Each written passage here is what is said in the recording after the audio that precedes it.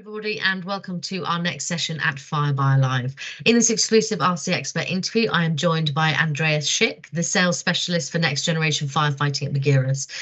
Thank you, Andreas, so much for joining us here today. I really appreciate it. And we're going to talk all about robotics in firefighting. First of all, congratulations. Magirus is celebrating a significant milestone with its 160th anniversary and honouring the 200th birthday of its founder, Conrad Magirus, as well.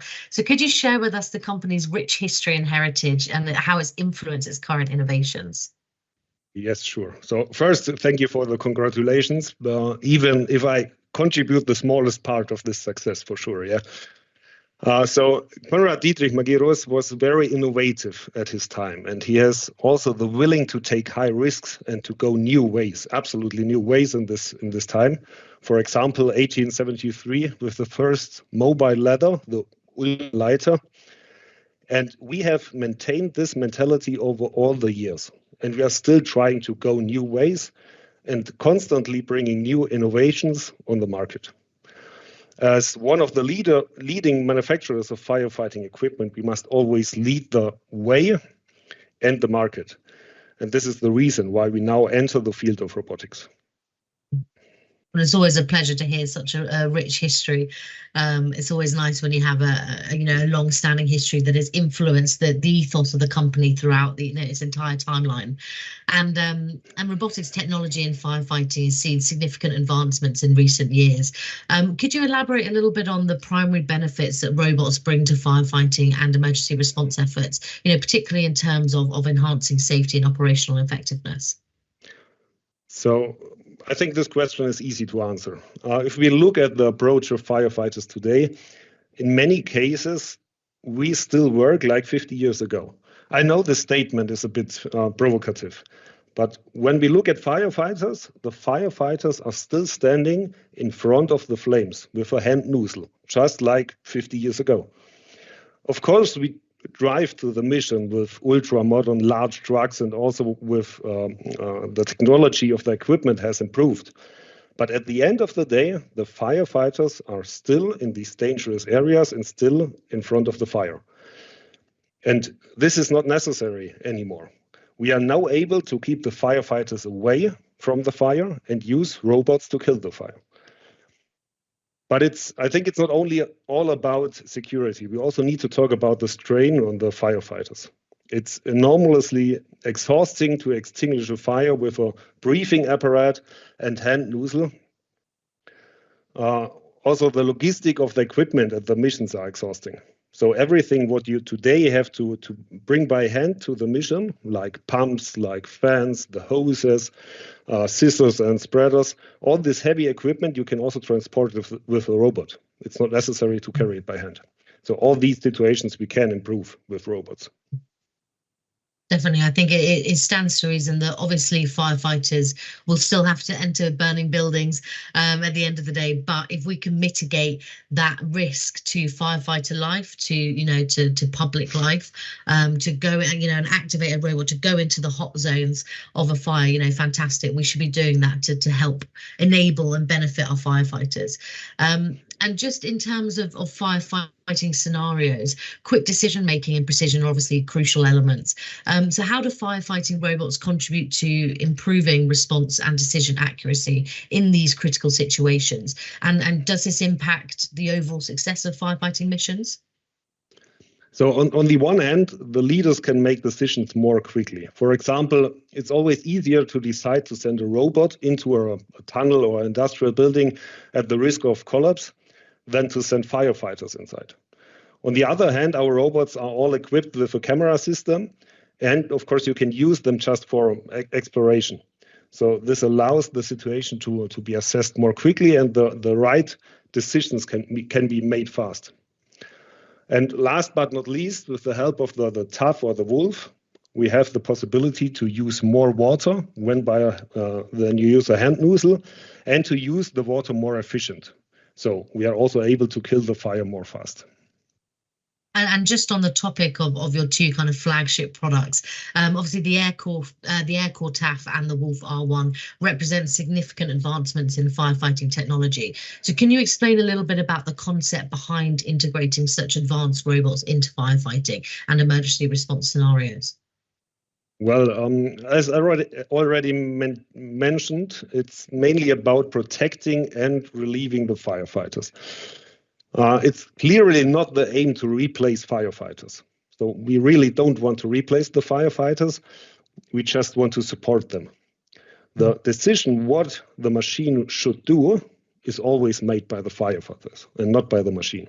But of course, we can provide here a great support for the firefighters. Even if you have to consider these devices, the Wolf R1 and the TAF are completely different, two complete different machines. Definitely, and I think you raised a very good point there. You know, as soon as robots or artificial intelligence or anything along that nature is mentioned, people automatically assume that it's going to take over their jobs. But you know, it's in order to aid firefighters, it's meeting the demands and challenges that they need. Finding solutions for those challenges is exactly, you know, the reason for these robotics and how it can progress the nature of this industry. And TAF is noted for obviously its multifunctional use that you touched on a little bit earlier, ranging from, you know, extinguishing fires with water and foam to providing, you know, logistics support and vehicle rescue. How does this versatility enhance firefighting operations? And what are some of the real world scenarios where the TAF has proven particularly beneficial? So we certainly won't have enough time to explain everything in detail for sure, yeah. But I will do my best. So first, the name TAF means turbine-aided firefighting. So we work here with a turbine. It's a solution to use a very fine water mist in combination with the turbine to extinguish fire, mainly. We have managed here to use the water mist, what is available, as efficient as possible. So if you just have maybe 300 or 400 liters per minute available, you can also use it with the turbine. If you go up to 6,000 liters, you can also use 6,000 liters per minute with this machine. So it's very flexible. And we are using here a very, very fine water mist, so very small water drops.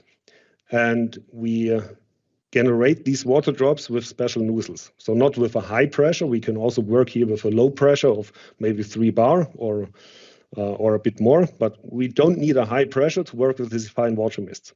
And the idea behind is to increase the time that the water will stay in the air and also to increase the surface of the water. So this means we can use the water extremely efficient.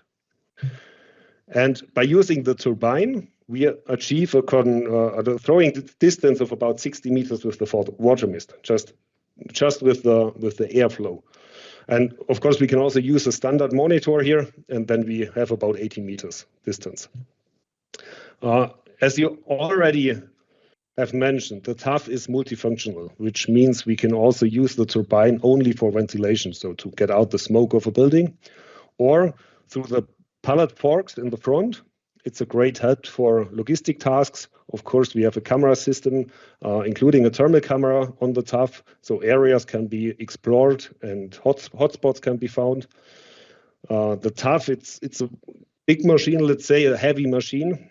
So we have a weight of about 4 tons, but with this weight, we can reach an impressive high pulling force of about 3.8 tons. So it doesn't matter what's in the way of the TAF will remove it. Also, when we think about burning electric cars in underground parking areas, you can enter here with the TAF because the height of the TAF, it's below 2 meters. And then you can extinguish the fire, and you are also able to remove the car out of this area. You touched on 2 incredibly topical points there that I just want to highlight again. You know, the first is use of water mist. You know, where firefighting departments are facing a lot of challenges when it comes to the use of water, the amount of water that we're using. So to be able to use it in a more efficient way is, you know, brilliant. And the second as well is the electric vehicles, especially in underground parking lots, where we need to extricate vehicles or mitigate firefighters going in there because of all the toxicity and the fumes and the lack of ventilation. So to have two solutions there for two very big trends and challenges in the industry right now is brilliant. And I just wanted to highlight as well, to go on to the Wolf R1. I felt like I couldn't say that for a second there. The Wolf R1. Obviously, this robot is highlighted for its ability to operate remotely, even beyond the line of sight, which is fantastic. So thanks to the vehicle control unit, correct me if I'm wrong, the VCU. But can you discuss the importance of this feature in ensuring safety and efficiency during emergency operations, as well as obviously a little bit about the technology behind it without divulging any secrets? Yeah, so the Wolf R1, it's another topic. The TAF, it's a diesel-driven machine. The Wolf R1, it's fully electric. So we have here two big electric engines, one on each side, each with a power of 7.5 kilowatt. And we can generate a torque of over 1,000 Newton. What is really impressive for this small machine, for the small robot here, 1,000 Newton. Also, the battery is a big topic for the machine. We are using here only one big battery inside, a lithium-ion battery with 8.8 kilowatt hours. And you can work with one battery up to 8 hours in the mission. So it's the time, like in a real mission, you can work up to 8 hours. If you just stand in front of the fire and you're moving the monitor, it's more than 8 hours. So this means we can cover with one battery the most of the missions. In case, if the mission will take longer, you're able to change the battery without any tools. You can just have to pull the battery out at the back and push a new one in. And this is done within 2 minutes. Of course, the R1 is also for a multifunctional purpose. So we have also a camera system on the Wolf R1, also with a thermal camera. We have strong LED lights. We have an electric winch on it. We have also a logistic platform to transport equipment, also insured persons up to 190 kilograms. But one point is important for me. You already talked about the VCU. So we call it the vehicle control unit. You have to imagine it's like a control center inside a truck. You have big screens where we transmit the camera pictures of the Wolf, and you have controllers inside. It's like PlayStation controllers to steer the Wolf. And this you can do in a range, in a distance up to 2.5 kilometers. Mm-hmm. And to be honest, it's more or less the only way to control the robot really out of your sight. You need the big camera pictures on the big screens, and the operators, they're sitting in an absolute quiet area. So the cabin is closed. They have no noise from outside. They have, of course, less stress, and they can work here in full concentration. Mm. And to be honest, it's the only way to work out of your sight with a robot. You need a kind of a VCU. We can build it in big trucks, also in a small transporter. We could also build it in a building for industrial fire brigades, for example. And what is always important for us is that all devices doesn't matter if we talk about TAF, Wolf, or the VCU. They must be easy to use. So the remote controller, they are very, very easy. When I go to customers and I demonstrate the robots, I always just give the remote controller to the customer and say, try it. The left joystick is just to drive the robot. And after 1 minute, they can more or less, they are able to operate the full machine. Mm. And the same is at the VCU. We have two controllers inside, and they are looking like PlayStation controllers. Of course, we have a military standard here, but the feeling and the use, it's more or less like a PlayStation. So it's very, very easy, and therefore the firefighters are never overwhelmed in stressful situations. It's a very key point as well. One of the biggest difficulties with integrating new technology with firefighting departments and firefighters is the training aspect, is the difficulty to understand new technology. We as an industry as a whole, we we must rely on our tools, must rely on our equipment, because we're dealing with life and death. We're dealing, it's life safety. So to have the ability to just go, yeah, here you go, here's the controller, go for it. That simplicity is key. And just to touch, obviously, you mentioned the multifunctional use of the R1 as well.